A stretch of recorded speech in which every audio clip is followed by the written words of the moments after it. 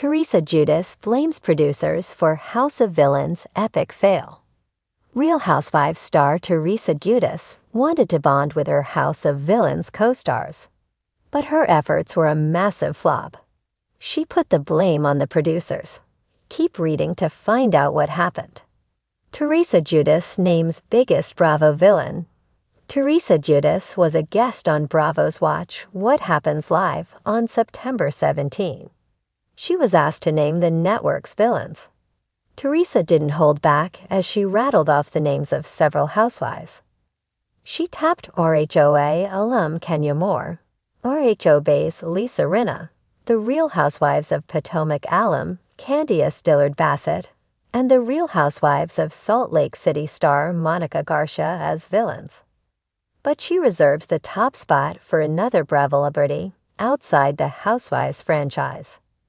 Nearly a year after Scandoval made headlines nationwide, Tom Sandoval is still the biggest Bravo villain, according to Teresa Giudice. House of Villains producers blamed for RHONJ star's epic fail. Surprisingly, the RHONJ OG didn't name her sister-in-law/sworn enemy Melissa Gorga as one of the network's villains. She said in another segment that she has her brother and his wife flopped on social media. That's why she never sees Melissa's cooking videos. The videos may have been a huge help in preventing a major fail during Teresa's time on Season 2 of House of Villains. As viewers saw, Teresa Giudice made an effort to bond with her co-stars through her cooking. The RHONJ star is the author of 4 cookbooks, but her food was widely criticized by everyone in the house. The RHONJ star claimed on WWHL that the producers of House of Villains set her up to fail. How? According to Reality Tea, Teresa Giudice promised her housemates a beef roast that turned out uneatable. She claimed that the producers provided her with brisket to cook. Despite leaving her co-stars with empty stomachs, Teresa Giudice is still in the competition. The winner gets a $200,000 cash prize and the title of America's Ultimate Supervillain. Teresa Giudice, the Real Housewives of New Jersey star who has long been synonymous with table-flipping drama and spicy one-liners, is no stranger to controversy. However, her latest outburst didn't take place during a filmed dinner party or a reunion show. Instead, it unfolded in a series of candid interviews and social media posts, as Teresa publicly blamed the producers of House of Villains for what she termed an epic fail of a season. The crossover reality competition, which brought together some of TV's most notorious personalities, promised fireworks, intrigue, and drama, and Teresa was billed as a cornerstone of the show's appeal.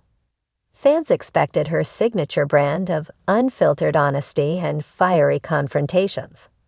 But according to Teresa, what they got was a poorly orchestrated mess, one she claims was doomed from the start due to the producers' ineptitude. The discontent begins. Teresa's grievances began to surface as the season aired. Initially, she kept her complaints subtle, hinting during interviews that she felt her true personality hadn't been properly showcased. "I signed on to bring the drama, not to play some scripted role," she told one entertainment outlet. "I feel like they wanted me to be something I'm not." However, as the episodes rolled out and fan criticism mounted, Teresa's frustrations boiled over. In an explosive Instagram live session, she pulled no punches. "Listen, I've been doing reality TV for over a decade," she said, her New Jersey accent thick with irritation. "I know how this game works.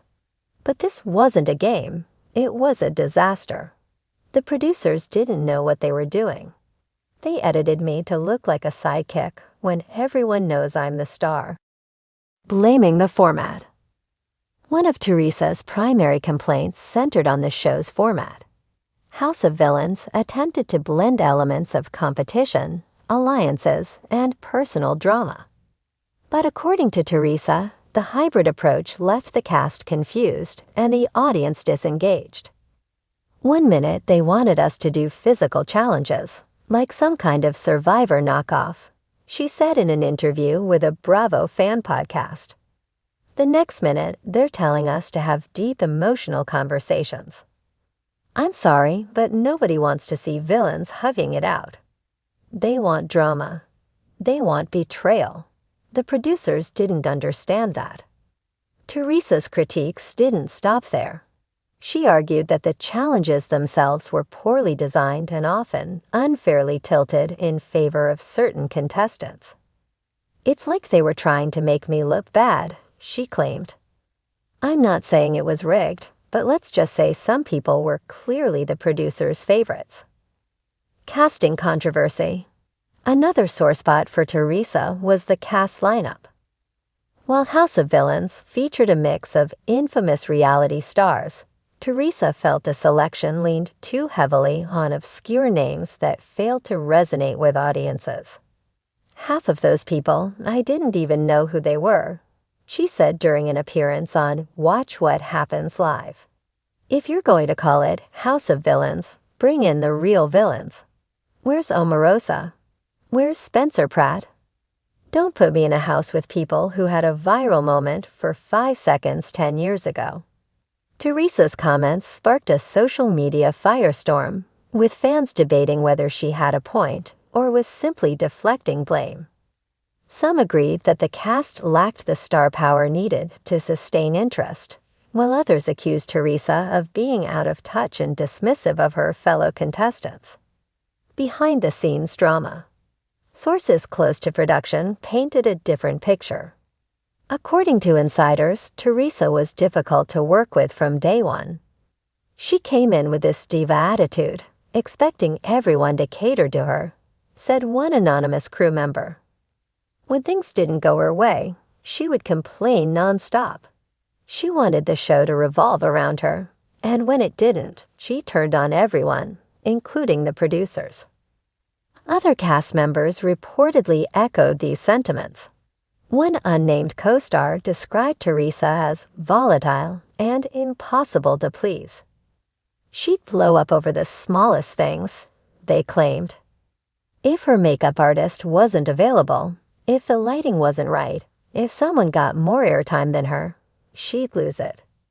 The fallout. As the drama unfolded both on and off-screen, the ratings for House of Villains struggled to gain traction. Critics panned the show for its inconsistent tone and lack of compelling storylines, while fans expressed disappointment at the lack of explosive confrontations they'd been promised. For Teresa, the show's underperformance was proof that her criticisms were valid. In a lengthy post on her blog, she wrote, "I gave my all to this project, but you can't polish a mess." The producers failed to capture the magic of what makes reality TV great. They didn't let us be ourselves. They tried to control every moment, and in doing so, they ruined it. Despite her complaints, Teresa insisted that she had no regrets about participating. "I'm always up for a challenge," she wrote, "but let this be a lesson to anyone thinking about doing a crossover show. Make sure the people in charge know what they're doing." What's next for Teresa? As House of Villains fades into obscurity, Teresa's focus has shifted back to her bread and butter, the Real Housewives franchise. Rumors have already begun swirling that her renewed feud with Melissa Gorga will take center stage in the upcoming season of RHONJ, and Teresa seems eager to remind fans why she's one of Bravo's most enduring stars. In a recent Instagram post, she teased, "You've seen the villain side of me, but get ready to see the queen back on her throne." Jersey isn't ready for what's coming. Whether her criticisms of House of Villains are valid or simply sour grapes, one thing is clear. Teresa Giudice knows how to keep herself in the spotlight. Love her or hate her, she's not going anywhere. And for her fans, that's exactly how they like it.